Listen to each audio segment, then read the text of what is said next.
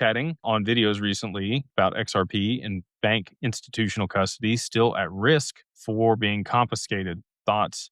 If in an LLC, is it safer? So anybody domestically here in the US, we require that they set up an LLC.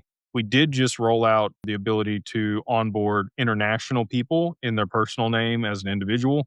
So if you're in Canada, the UK, or another jurisdiction where it's hard to set up a corporation, but you want to work with digital wealth partners, you can reach out and they can establish a individual account for international people. Domestically, it's still the LLC. Multi-sig is what I would say.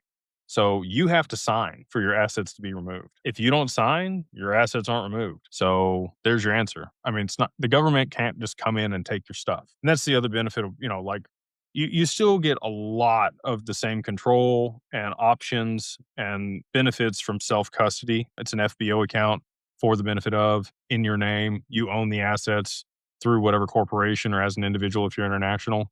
They're at Anchorage. It is your own segregated wallet. So, I don't think there's a way that the government could come take your stuff, nor do I think they're going to want to. I think that that's just people fear-mongering. The US government, I think, has plenty of their own XRP. They don't need yours. When I went to Ripple and said, hey, can we lend you XRP and, participate in ODL? You know what their response was to me? We have 4.8 billion XRP. Why do we need yours? That might change, but at the time, a couple years ago, that was their answer. I think the government feels the same way. They don't need our crypto.